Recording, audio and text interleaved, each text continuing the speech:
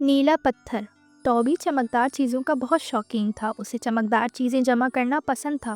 اس کے کمرے میں چمکدار چیزیں بکھری پڑی رہتی تھیں، بوتل کی ٹوپیاں، چمکدار پتھر اور کچھ زیور بھی۔ ایک دن ایک مسافر تاجر آیا جس کے پاس قیمتی جواہرات کا ایک صندوق تھا۔ ان جواہرات کے درمیان ایک پتھر اندرونی روشنی سے چمک رہا تھا جو نیلا رنگ بدلتا رہتا تھا۔ ٹوبی نے اس پتھر کو حاصل کرنے کے لیے اپنا سب سے قیمتی تحفہ، ایک لکڑی کا پرندہ، دے دیا۔ شروع میں نیلا پتھر اسے بہت خوش کرتا تھا، لیکن جلد ہی اس نے اسے مختلف چیزیں دکھانا شروع کر دیں۔ ہیروں سے جڑا ہوا ایک گلے کا ہار اور زمرد سے جڑا ہوا ایک تاج۔ اس سے ٹوبی کے اندر لالچ کی آنکھ بھڑک اٹھی۔ پتھر نے اسے خوش رکھنے کے بجائے اسے لالچی بنا دیا۔ صرف چمکدار چیزوں کی تلاش میں وہ گھروں میں چوری کرنے لگا، لیکن اسے اس سے کوئی خوشی نہیں ہوئی۔ ایک دن جب اس نے بہت سی چوری کی ہوئی چیزیں جمع کر لیں تو اسے بہت افسوس ہوا۔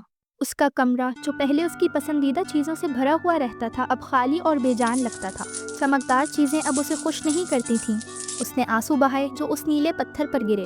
پتھر کی چمک کم ہو گئی اور اس نے اب ٹوبی کو نئی چیزیں دکھائیں، جیسے دوستوں کے ساتھ کھیلتے ہوئے اور خاندان کے ساتھ کھانا کھاتے ہوئے دکھایا۔ ٹوبی حیران رہ گیا۔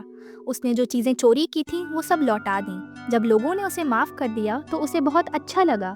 اس نے نیلے پتھر کو تاجر کو واپس دے دیا۔ تاجر نے بغیر کچھ کہے پتھر لے لیا۔ ٹوبی نے اپنی زندگی دوبارہ شروع کی۔ اس نے اپنے دوستوں کے ساتھ دوبارہ کھیلنا شروع کیا اور زندگی کی خوبصورتی کو سمجھنا سیکھا۔ اب وہ چمکدار چیزوں کو مختلف انداز میں دیکھتا تھا۔ اس نے بچوں کی مسکراتی آنکھوں میں اور لوگوں کی مدد میں چمک دیکھی۔ اس نے سیکھا کہ حقیقی خوشی مادی چیزوں میں نہیں، بلکہ دوستوں، خاندان اور اچھے کاموں میں ہے۔